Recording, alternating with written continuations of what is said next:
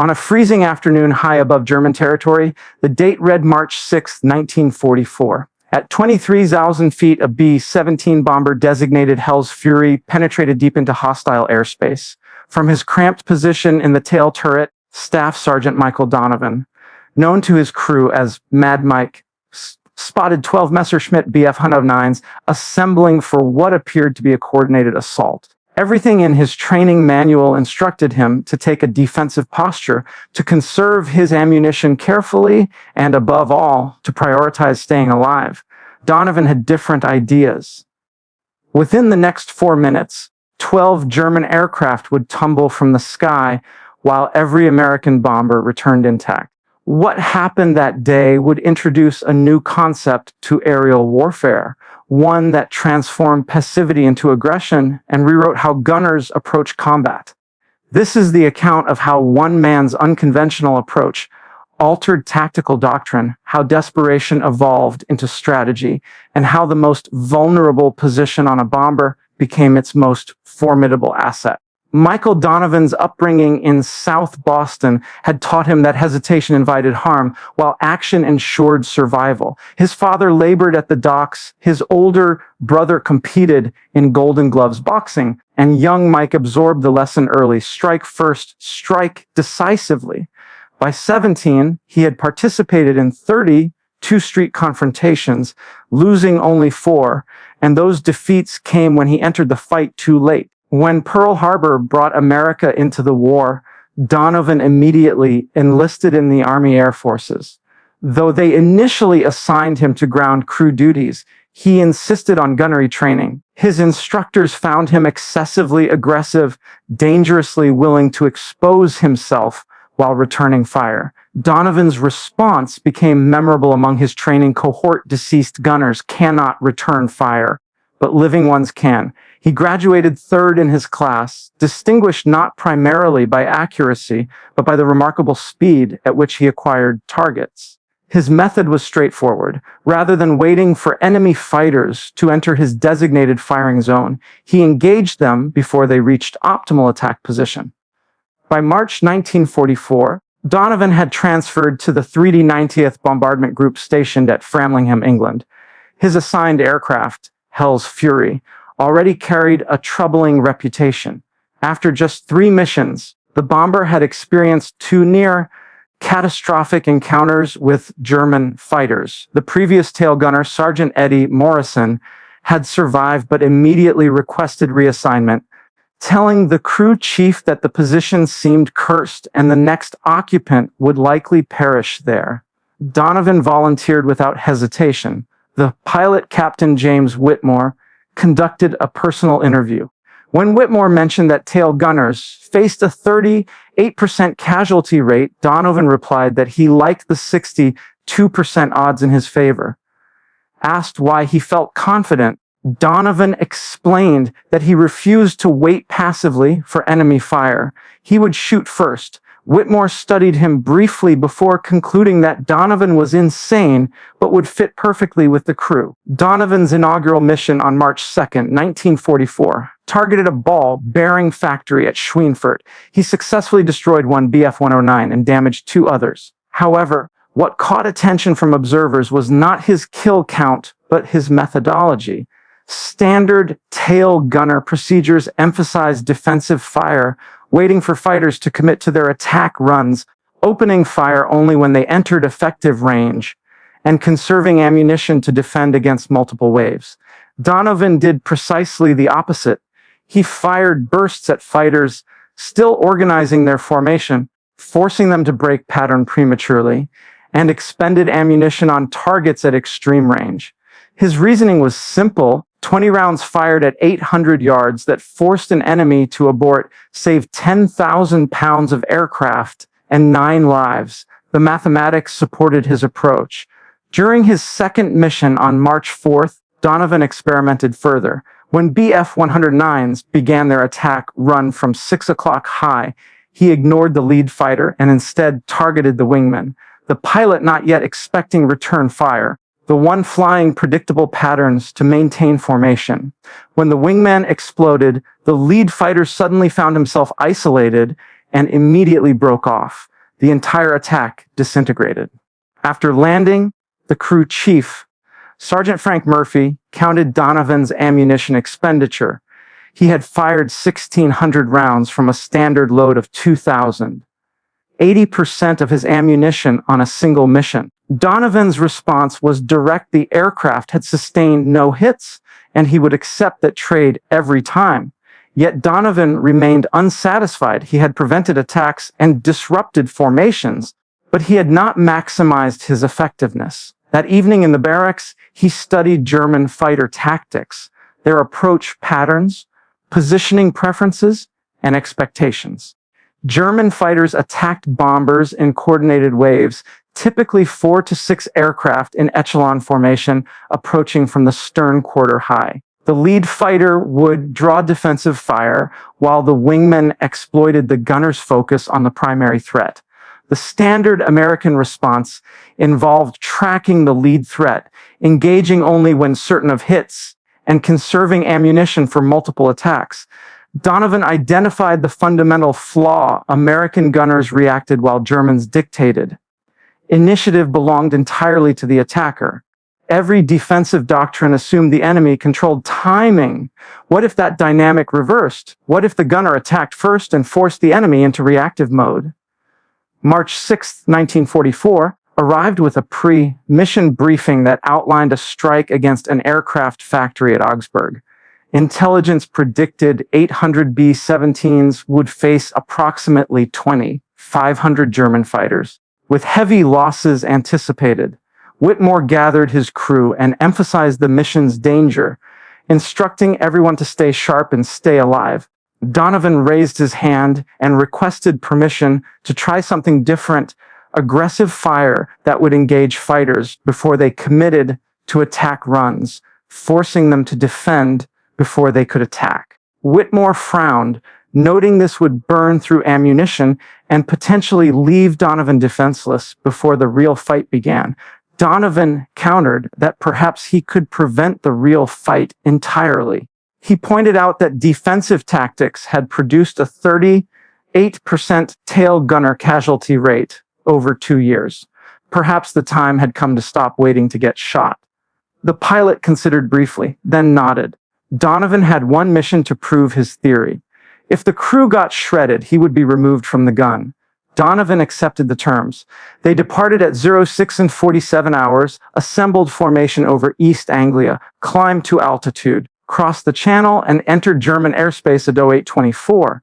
The routine felt almost mechanical until the call came at Zohr 9-190 fighters at 6 o'clock high, 12 bandits. Donovan swiveled his twin 50 caliber machine guns. 12 Bf-109s positioned 2,000 yards out, forming up for coordinated attack. Standard response dictated waiting until they committed, then engaging the lead fighter. Donovan did neither. He opened fire immediately at 2,000 yards, maximum range with low probability of hits. The tracers arsed through empty sky, most missing by hundreds of feet, but the effect proved immediate. The German formation scattered. The lead fighter broke right, wingmen hesitated, and the attack pattern disintegrated before it began.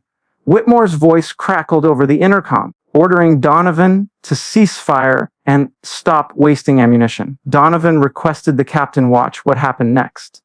The German fighters regrouped, but now they approached cautiously rather than with aggressive diving attacks. The initiative had shifted. Donovan tracked the new lead fighter, waited until 1,500 yards, then opened fire again with short, controlled bursts. Not aiming to hit, but to intimidate. It worked. The formation broke again, though one Bf-109 on the left wing maintained course. Donovan recognized the type, a veteran pilot who would not be intimidated and required different tactics.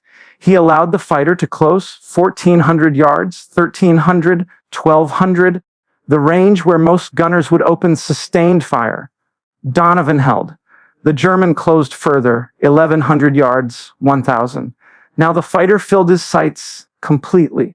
Donovan fired not a burst, but a sustained barrage, 200 rounds in 3 seconds. The concentration of fire proved overwhelming. The Bf-109, attempted to brake but flew directly into the stream of tracers.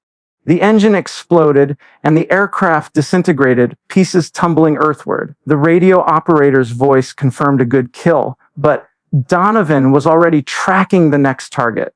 The remaining 11 fighters had regrouped and now understood the tail position was dangerous. They adjusted tactics, approaching from different angles to split his attention. This represented the standard counter to aggressive defense, and Donovan had anticipated it.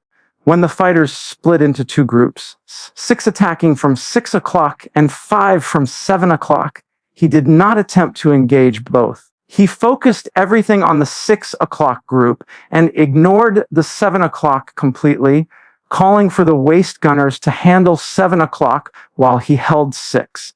Sergeants Tommy Price and Carl Johnson opened fire on the 7 o'clock group while Donovan concentrated on his sector. 6 fighters dove toward them. He selected the lead aircraft, fired, and scored a hit.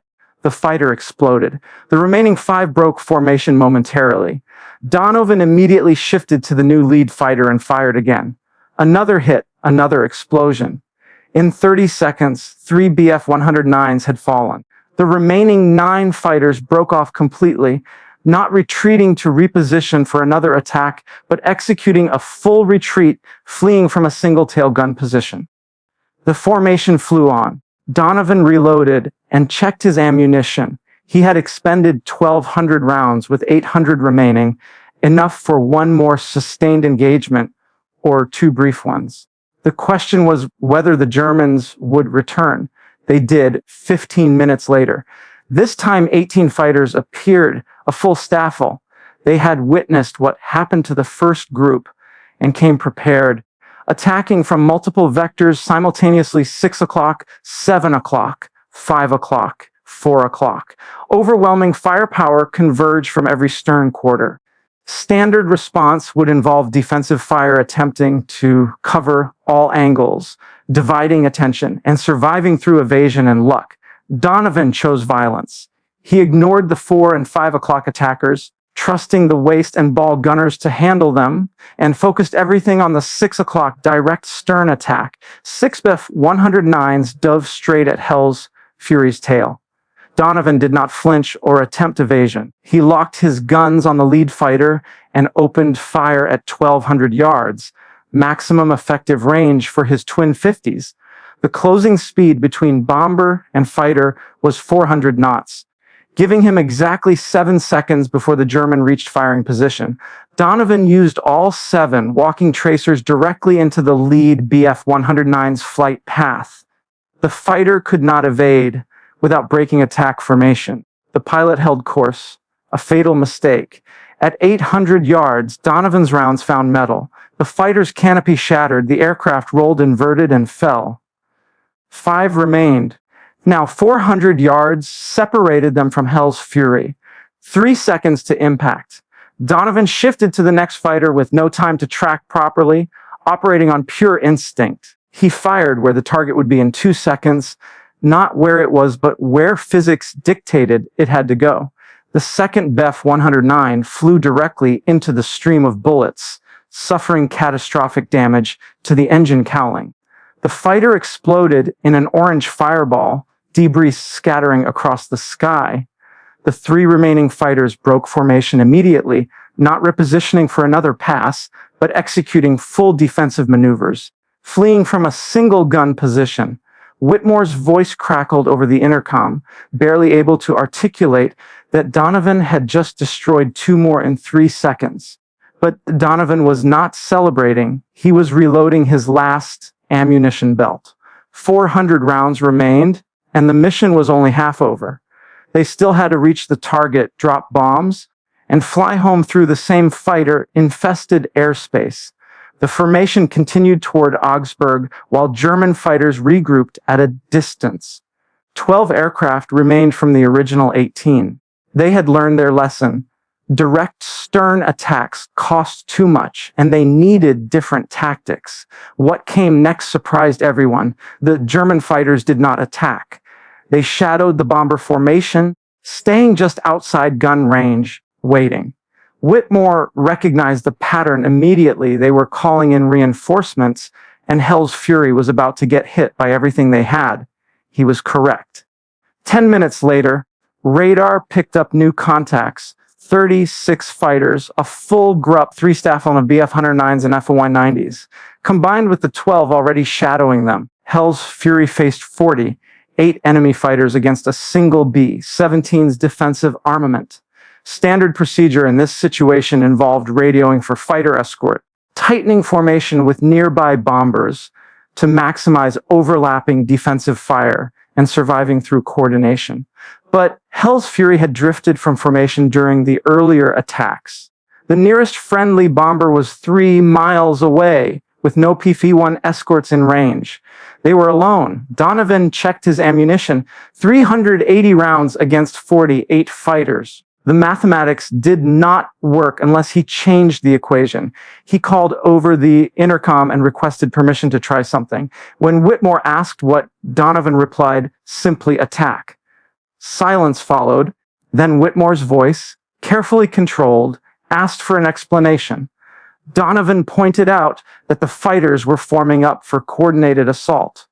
Given 2 minutes, they would hit from every angle simultaneously, which could not be defended against. However, if he engaged while they were still organizing, he could force them to scatter before they were ready. Whitmore noted he would be out of ammunition in 30 seconds.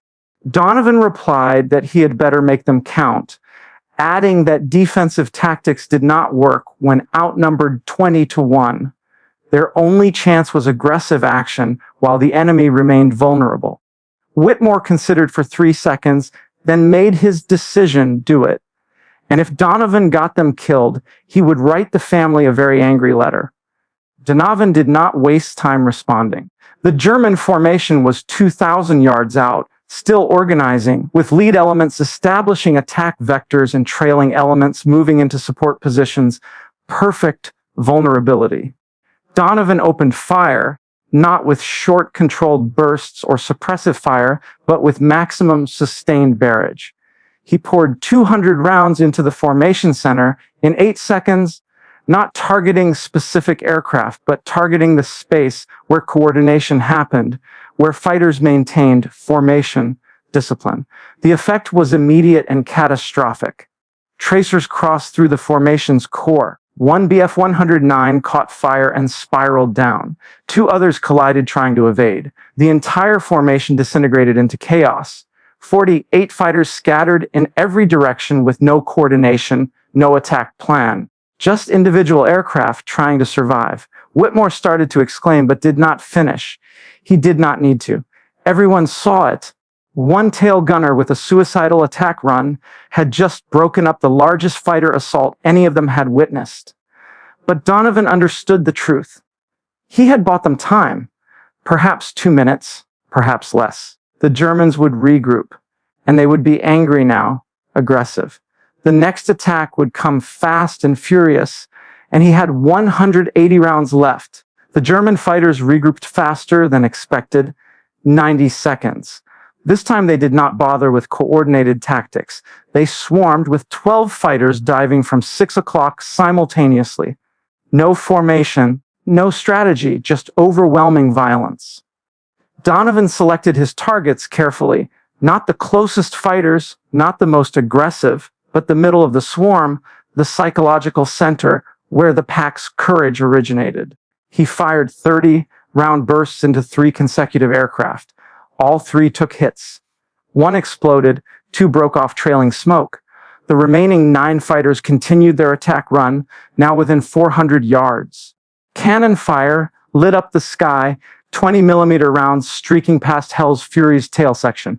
Some connected, metal shrieked, and the aircraft shuddered, but Donovan kept firing with mechanical precision. No fear, no hesitation. Another Bf-109 fell, then another. 5 remained at 200 yards, point-blank range where Donovan could see the pilots' faces. Young men, determined, professional. He shot them anyway. 2 more fighters exploded. 3 left at 100 yards. The survivors broke off, too close now, with risk of collision exceeding reward of the kill. Donovan tracked one last fighter and squeezed the trigger. Nothing. The guns were dry. He had expended all ammunition. 180 rounds in 45 seconds, 6 fighters destroyed in that engagement alone. But now he was defenseless. He called over the intercom that he was out, dry on all guns.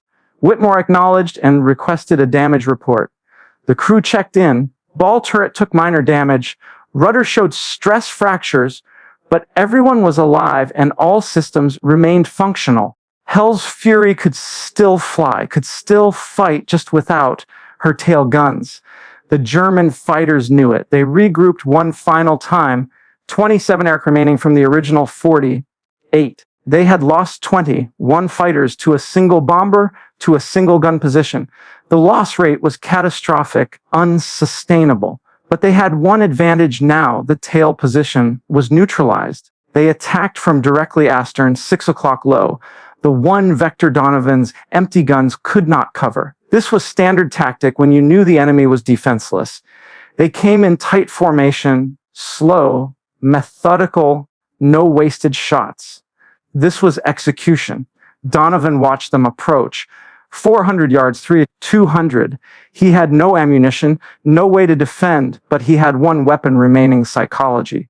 He traversed his guns to track the lead fighter, followed it precisely, maintained perfect targeting discipline, as if his weapons were loaded, as if he could fire at any moment. The lead German pilot saw the twin 50s tracking him, saw the barrels aligned perfectly with his cockpit. He broke formation with an immediate hard right turn. Pure instinct overriding knowledge. The guns might be empty, but the threat reaction was hardwired. When someone aims at you, you evade. The rest of the formation followed their leader and broke attack pattern. Not because Donovan could shoot them, but because they believed he could. The psychological impact of his previous kills created a phantom threat. Empty guns became as effective as loaded ones through reputation alone. The ball turret gunner's voice cracked with relief as he observed them breaking off. And they were, the German formation scattered, did not regroup for another attempt. They had lost 21 aircraft to this single bomber. The cost was too high. They disengaged completely and flew back toward their bases, leaving Hell's Fury alone in hostile airspace with empty tail guns. The bomber formation continued to Augsburg, dropped their bombs, destroyed the aircraft factory, and flew home through 3 more fighter contacts, but none engaged Hell's Fury. Word had spread through German radio communications. One B-17 with an insane tail gunner had single-handedly destroyed 21 fighters. The warning was clear: avoid that aircraft. Too dangerous, too costly. Hell's Fury landed at Framlingham at 16:47 hours, 9 hours after takeoff. Donovan climbed out of his tail position with steady hands, no shakes, no visible stress. The ground crew swarmed the aircraft, counting damage: 47 bullet holes, 13 cannon strikes, destroyed hydraulic line, cracked rudder, but it flew, it survived. Murphy examined the tail gun position and checked the ammunition boxes. All empty, every round expended. He found Donovan sitting on the tarmac, smoking a cigarette, and observed that he had used everything, 2,000 rounds, fired every bullet they loaded. Donovan replied that he had too. He did not have enough to waste any. When Whitmore asked how many Donovan got, Murphy consulted his notes, counts from other crew members, radio intercepts from German communications, visual confirmations from escort fighters who had finally caught up near the target. 12 confirmed kills, Murphy said, 4 probables, 3 damaged. Whitmore looked at Donovan, 12 fighters destroyed in one mission. Murphy added that if you counted probables and damaged, the number reached 19, all in 4 minutes of sustained combat. The news spread through the bomber group before sunset. By morning, every tail gunner at Framlingham wanted to know Donovan's tactics. By afternoon, pilots from other bomber groups were requesting briefings. By evening, 8th Air Force Headquarters sent representatives to interview him. Major General Frederick Anderson, commanding officer of 8th Bomber Command, arrived personally and found Donovan in the enlisted men's barracks cleaning his guns. Standard maintenance, nothing special. Anderson introduced himself and Donovan stood at attention. The general told him to be at ease, explaining he was there to understand what Donovan had done yesterday. Donovan explained his philosophy: aggressive fire, psychological intimidation, attacking during the enemy's formation phase, exploiting the moment of vulnerability before coordination solidified.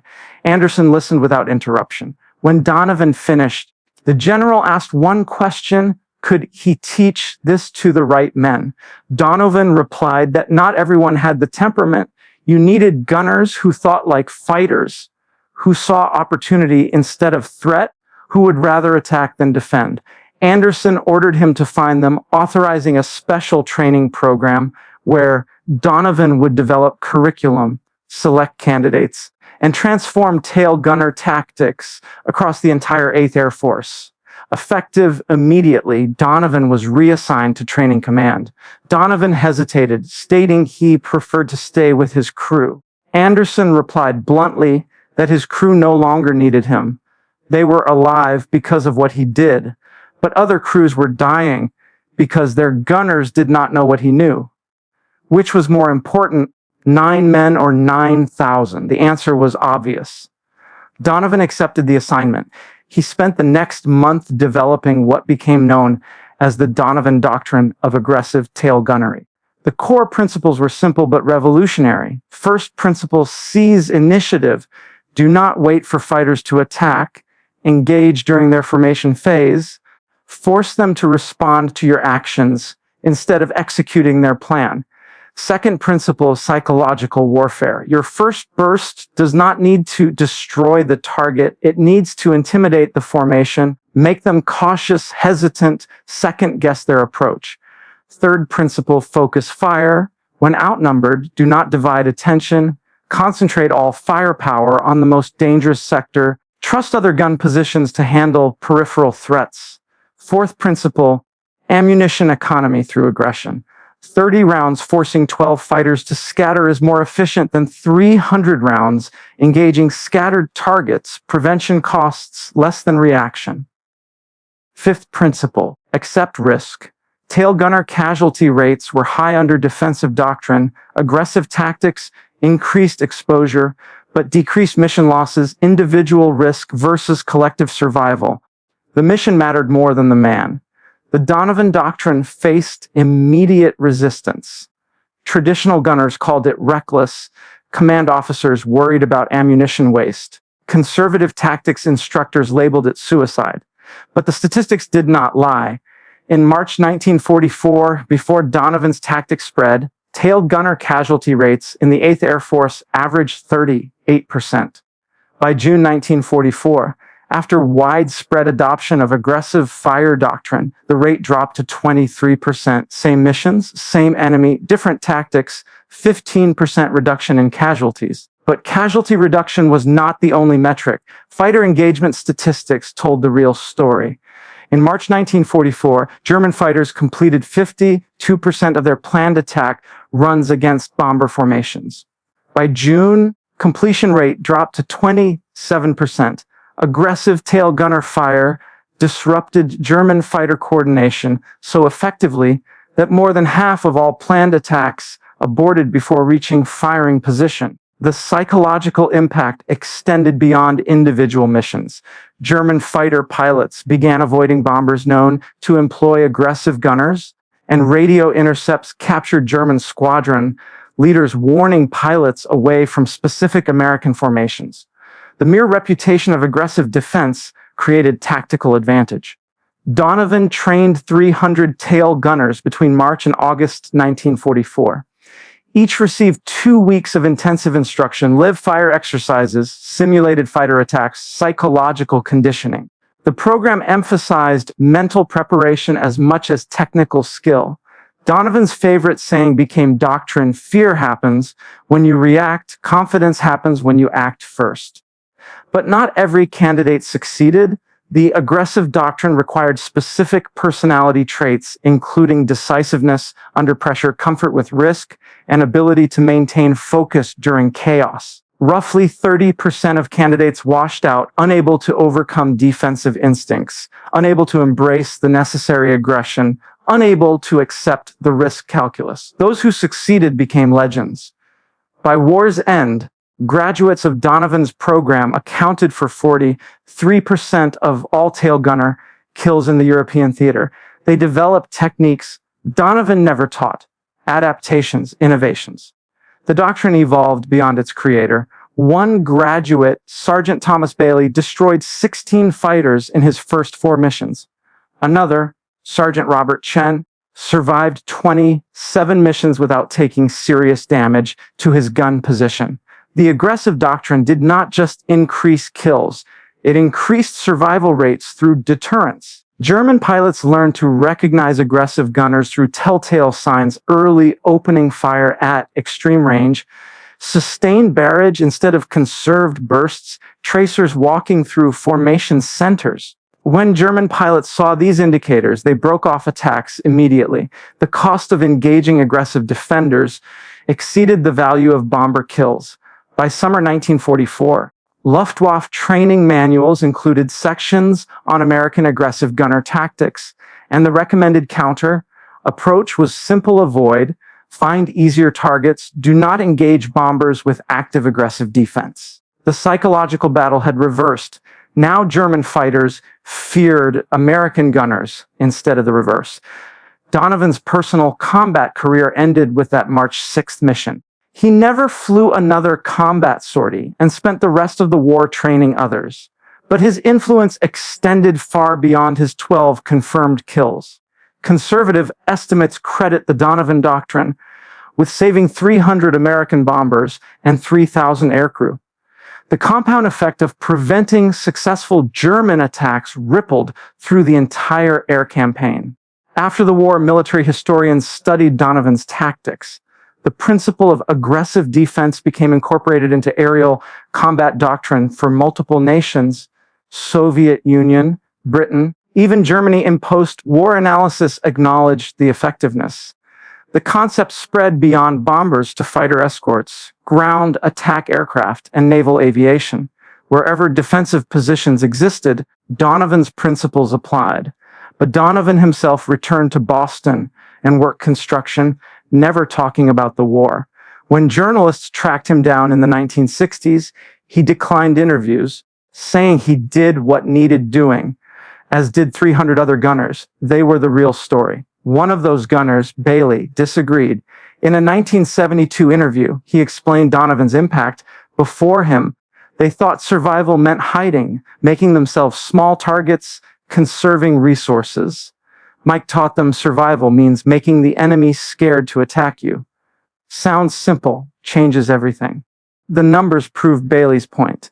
The 8th Air Force conducted detailed analysis in 1945, comparing bomber losses before and after aggressive gunner doctrine implementation. March through May 1944 averaged 14 bomber losses per 1,000 sorties. June through August 1944 averaged 8 bomber losses per 1,000 sorties. Same targets, same German defenses, 43% reduction in losses. The difference: gunners who shot first. German records captured after the war revealed the enemy perspective. Luftwaffe after action reports from summer 1944 consistently mentioned American gunner aggression. One report from June 1944 stated that American tail gunners had adopted new tactics, engaging formations during approach phase with sustained fire, with the effect being psychological disruption of attack coordination. The recommendation: avoid direct stern approaches, utilize high-angle diving attacks from 11 o'clock or 1 o'clock positions. The recommendation proved difficult to implement. High-angle diving attacks required different training, different coordination, different risk assessment. Many German pilots could not adapt. Those who tried anyway encountered aggressive waist gunners using similar tactics. The Donovan Doctrine had spread to every defensive position on American bombers. By August 1944, German fighter effectiveness against American bombers had declined by 63% compared to January 1944 levels. Multiple factors contributed: better fighter escorts, improved bomber formation tactics, strategic targeting of German oil production. But internal Luftwaffe analysis attributed 28% of the decline specifically to American aggressive gunner tactics. Donovan never knew these numbers, never saw the German analysis, never learned the full extent of his influence. He died in 1998 at age 76. The Boston Globe obituary mentioned his Distinguished Service Cross, his 16 years working construction, his wife, Margaret, and 3 children. One paragraph mentioned his war service as a tail gunner in the 8th Air Force who developed new tactics. That paragraph did not mention 12 kills in 4 minutes, did not mention 300 gunners trained, did not mention 3,000 lives saved, did not mention how one South Boston street fighter changed aerial combat doctrine for every nation that studied his methods. His funeral drew 17 people, family mostly 2 war buddies, no military honor guard, no 21-gun salute, just a quiet service at St. Augustine Cemetery. The priest who performed the service did not know about March 6, 1944, did not know about the Donovan Doctrine, did not know he was burying a man who had altered the course of aerial warfare. But the other tail gunners knew. Every veteran of aggressive gunner training knew. They gathered informally the night before at a bar in South Boston, raised glasses, told stories, and remembered the man who taught them to shoot first and intimidate the bastards who wanted them dead. Bailey, now 74, gave the toast. Mike Donovan never thought he was special, just a guy doing his job. But his job saved 3,000 of us. Every bomber that made it home because German fighters broke off their attack. Every gunner who survived his tour because he learned to be aggressive instead of defensive. Every mission that succeeded because the enemy was too scared to engage. That's Mike's legacy, not 12 kills, but 12,000 lives. The Donovan Doctrine remains standard doctrine in modern aerial combat training. Fighter pilots learn aggressive engagement principles. Gunners on transport aircraft study psychological intimidation tactics. And even modern missile defense systems incorporate the concept of early engagement to disrupt enemy coordination. March 6, 1944 lasted 4 minutes, 1 tail gunner, 12 enemy fighters. The moment when defense became offense, when reaction became action, when one South Boston street fighter proved that survival does not come from hiding, but from making your enemy too scared to fight. Michael Donovan fired 2,000 rounds. Destroyed 12 aircraft, saved 3,000 lives, and changed warfare forever, not because he was special, but because he refused to wait for death to come find him. He went hunting first,